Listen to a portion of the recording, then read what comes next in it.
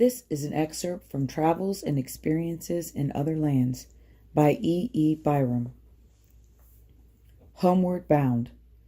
When the steamship Lightning loosed the cable and sailed down the Ganges River, we had scarcely lost sight of Calcutta when they anchored for a few hours. Late in the afternoon, it continued sailing down the river until almost dark, when again the anchor was dropped, and we remained there until morning. One reason for this was that it was not considered very safe to continue the voyage in the river during the night, and another reason was that we had about 16 days to make the trip to Hong Kong, China, or go into quarantine at some place along the way. Therefore, in order to kill time, the sailors were in no hurry to leave the river. After leaving the river, we entered the Bay of Bengal, and had not been sailing more than a day or two when our ship was struck by monsoons. These winds had wrought up the waters of the bay into a state of unrest, and the ship was tossed about by the waves.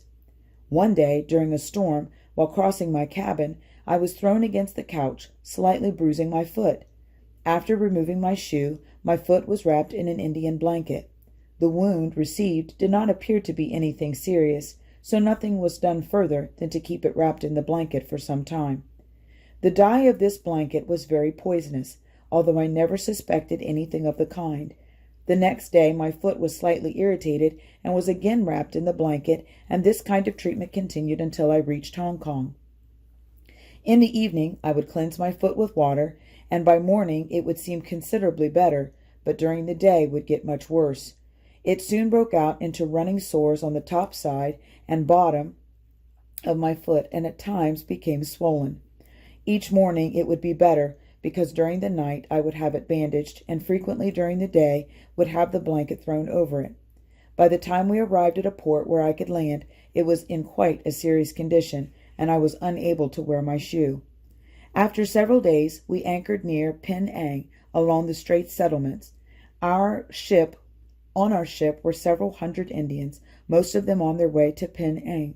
They had now been about 8 days on the journey. Most of them lay on the floor or on mats in the open lower deck. Part of the time there was a canvas roof for a shelter, but when the heavy rains came, not only the floor, but most of the passengers of that department were well soaked with rain. Among the Indians were Hindus and Mohammedans. There were also some Jews. These people had peculiar customs. There were not many first-class passengers. The Jews were among the first-class passengers. They would not eat at the table with the others, but had to have a separate table or their meals brought to them in another part of the ship. The Mohammedans would not eat with the Hindus, nor the Hindus with the Christians. Most of the Hindus had brought water with them, that they might not have to drink from a vessel or anything that had been touched by anyone who was not a Hindu. They would rather die than drink from a cup from which someone else had drunk. If someone touched one of their cooking vessels, it had to be scoured thoroughly or thrown away. If anyone touched any of their food, it had to be thrown away, no matter how hungry they were. Some of them fasted during almost the entire voyage, for fear of becoming polluted by eating food which they could have obtained had they not been so peculiar in their belief. At Penang, a number of Chinese took the place of the Indians who had landed. In about 2 more days, we landed at Singapore in the Straits of Malacca. Here we were within 1 degree of the equator, a distance of about 60 miles. This also is an English port, but the inhabitants of the city are principally Chinese. This is also a coaling station for vessels. The coal is carried in baskets, which hold about 100 pounds, by 2 Chinamen with a short bamboo pole on their shoulders. Having a desire to go to the post office and to do some other business in the city, I landed, expecting to take a hack, as it was the great difficulty that I could walk on account of the condition of my foot.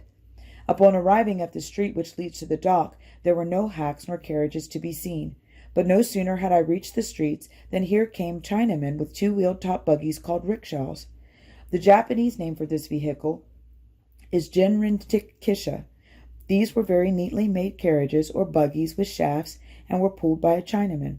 At first I had some hesitancy in riding in one of these, and having a man pull me about the streets, but soon found that almost every one who rode at all procured a rickshaw, and being unable to walk, I was soon on my way to the city, being pulled by a Chinaman at a speed equal to the common speed of a horse.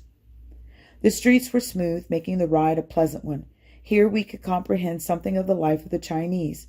My rickshaw man could not understand English, and I could not understand the Chinese language. Having no lines, there was no way to guide him except to touch him with the umbrella and make motions with my hands. He could understand the word post office, but after it was reached there was no means of making him know where I desired to go.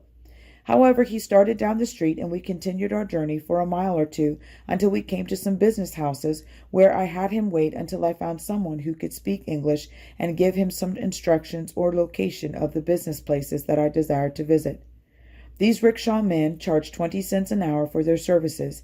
That amount would be 10 cents in our money. At this place there were boatloads of seashells and coral brought in for sale.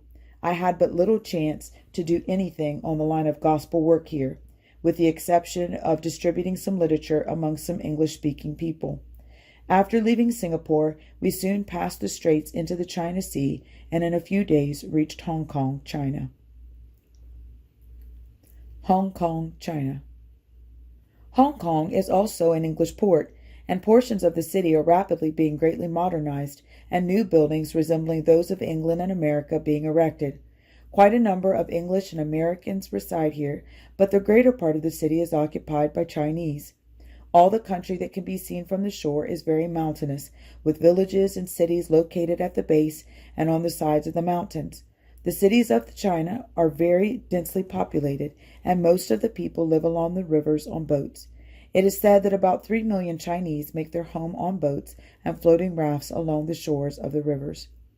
For some time before reaching Hong Kong, the captain of the steamship Lightning had urged me to have the doctor called to give treatment for my foot, but I told him I did not care to have a doctor have anything to do with it. Finally, the evening before we arrived at Hong Kong, one of the passengers came into my room to examine my foot.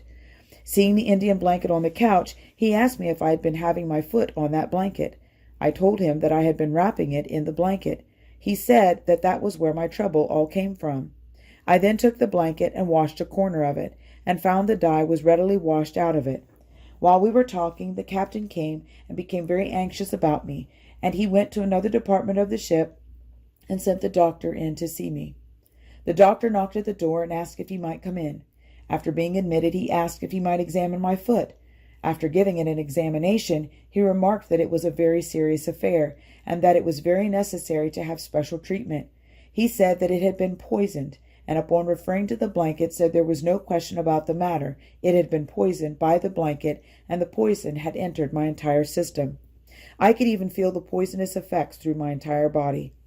I thanked him for his offer to give treatment, but told him I did not care to have him give me any treatment. He went away, and the other gentleman told me that it would be necessary for me the next morning upon arrival at Hong Kong to procure the very best doctor in the city and give it immediate attention. After they left the room, I thoroughly cleansed the afflicted parts of my foot with water and properly dressed it, asking the Lord to touch it with his healing power and give me the necessary protection. The next morning it was decidedly better, although yet in a very serious condition. When the ship had cast anchor, I went ashore in a small Chinese boat. I was not able to wear my shoe and could walk only with great difficulty, so I managed to get a rickshaw man to take me to the hotel.